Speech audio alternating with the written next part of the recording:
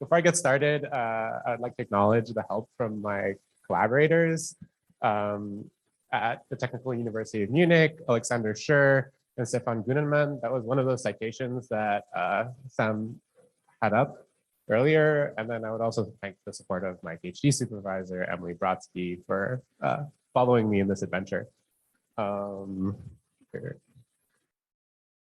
So the way I came into this problem is actually from kind of a different end. I study fault mechanics primarily and earthquake statistics, and I've been really kind of longing at all this abundance of data, and I wanted to see how we can translate the huge advances in data production that have happened over the last 5 years or so, and see how we can translate those advances into earthquake forecasting.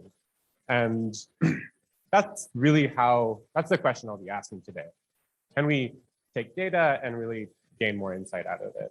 And just to highlight a few things, we have the sequence in Italy that Sam just posted that's just really reveals like the underlying structure over which these earthquake sequences are evolving. And similarly in Southern California, advances from template matching, for example, are consistently finding that like we can find factor of 10 more earthquakes hidden away in the seismic noise. And particularly in Southern California, we have this rich geophysical backdrop of the CXM models that are all information that we, viscerally think should matter in an earthquake forecast, yet don't really make it in a model like ETAS. So that's the goal here, is how can we take all of this geophysical information and map it into some probabilistic model for the next event? And I'm kind of laying this out very explicitly here because many of you might be used to casting an earthquake forecast in terms of the conditional intensity function. But as Sam showed earlier, if we have the probability density function, we can get back to the conditional intensity function. And for many sort of from a computational perspective, representing the data in terms of the PDF of the next inter-event time is really convenient. So I'd like to introduce a new flavor of neural temporal point process model.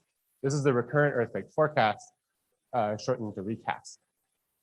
So again, this is a recurrent neural network model that encodes the previous sequence into a hidden state.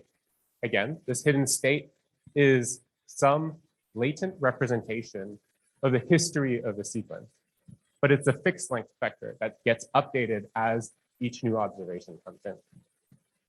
This hidden state, this vector, is then used to parameterize a Weibull mixture distribution. So this is a superposition of individual Weibull components, and if you have a sufficient amount of components, you end up in this situation where you have something like the universal approximator. I also want to emphasize again that if we have this probability density function, we can get to the conditional intensity function. So this kind of forgoes this inconvenient step of taking the integral of the conditional intensity function that's computationally pretty intensive in an ETAS model. I want to do something kind of unconventional. And if you guys have any questions regarding the model and you want to get it off your chest while we're staring at the model architecture, go ahead.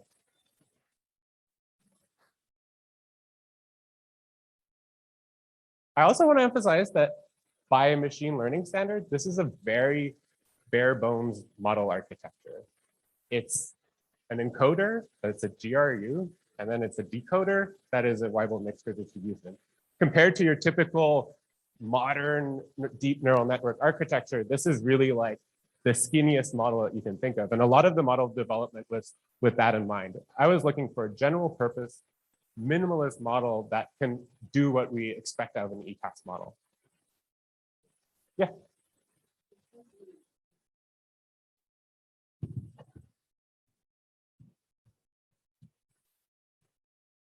Preliminary, so I understand where you're when you're encoding the history, what information are you providing? Is it lat long magnitude? So right now, I'm just for this like building the foundation here, this is like a temporal time and magnitude task. But this architecture is built in such a way that like any other type of input that you might want to include in that input vector is really just a matter of adding things to the input. Okay, and then so it doesn't have spatial information? Not Just this model, temporal. no. Okay. And said by sequence. So what does that mean? Each history is a start and end of a sequence? Or is it a specific duration, like a year or an hour? Each of these histories that you're encoding. So this is known as like the hidden state. So each time there's a new earthquake, there are a set of update equations that have tunable parameters.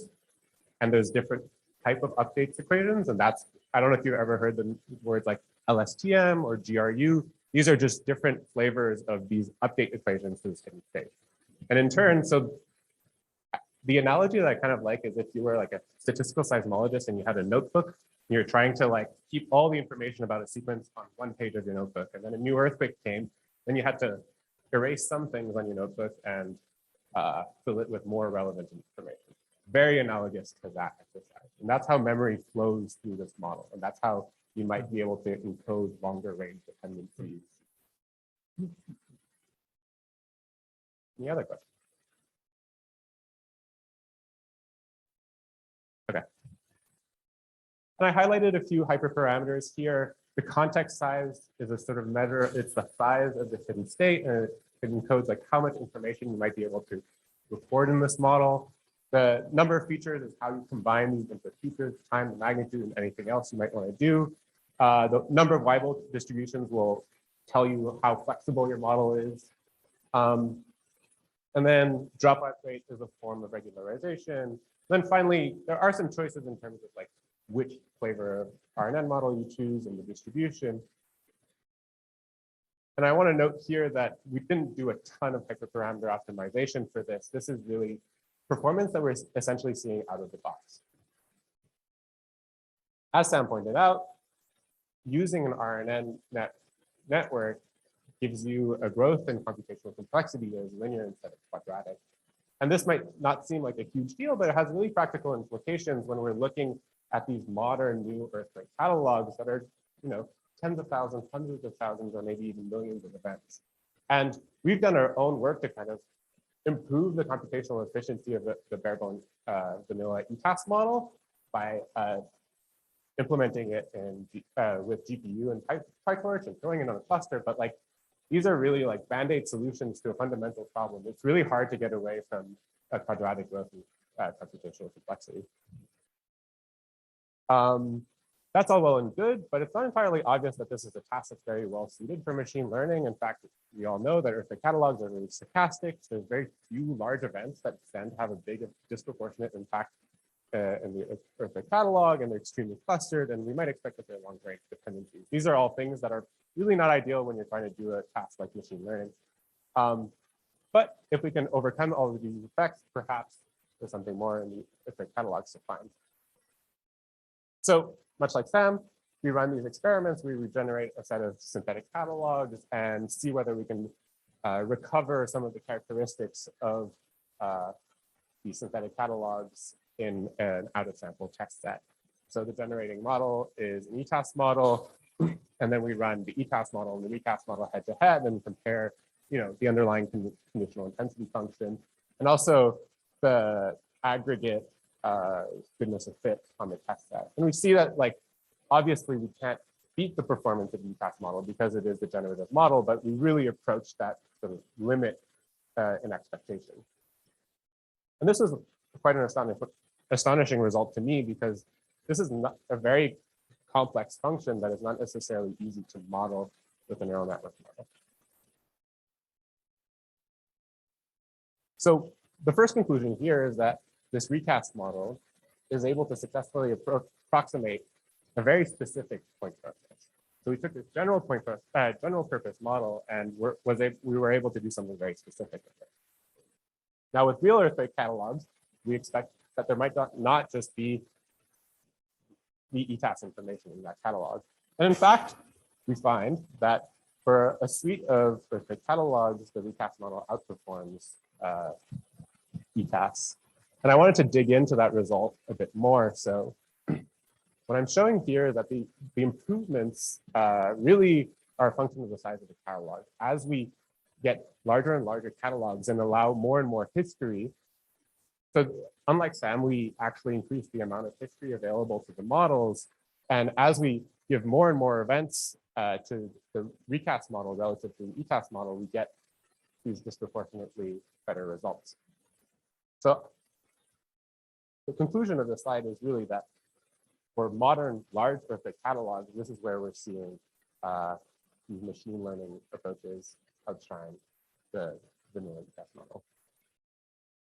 And this is a very standard picture in machine learning where expert decisions and classical models tend to perform really well on small earthquake, on small data sets. And as we move into bigger and bigger data sets, it's the more complex models that have more expressiveness that tend to start outshining those models.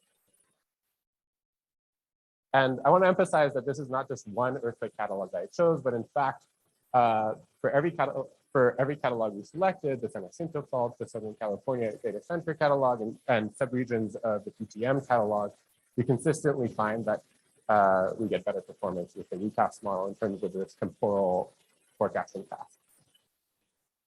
So this would suggest, at least to me, that like different catalog completenesses, different processing techniques, and different subregions are, the improvements are robust to all of these factors.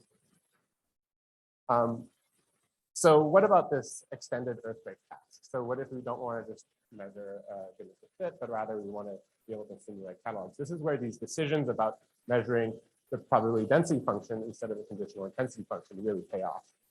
Because these Weibull distributions are very, they're analytically sampled, and which means that sampling is really, really efficient. And I think everyone is pretty familiar with this at this stage. We can sample directly from the Weibull distributions, sample a magnitude, and enter the catalog, update a hidden state, and repeat. For someone like me that spends a lot of time staring at earthquake catalogs, I find these catalog continuations to be really interesting. So we're looking at the cumulative number of events in the forecasting interval. And already I think there's some pretty cool features to be seen. We see memorial-like decay, we see cascades of aftershocks. And we also see that it's very hard to see, that the modal outcome of these simulated catalog continuations is quite close to the observations. So that is just one 14-day forecasting interval. But if we aggregate this for the testing period in the Southern California Earthquake Data Center catalog, I'm tracking the relative performance of the recast model and the ETAS model when the line hovers above the red dashed line. We're seeing that the recast model is outperforming ETAS. And I hope you'll agree with me that for the vast majority of these intervals, the recast model is outperforming ETAS.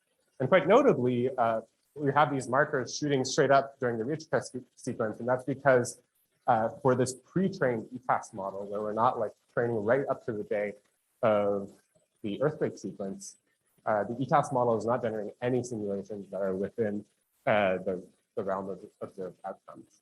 Whereas recast model is still able to capture some good simulations during the aftershock sequence of the test.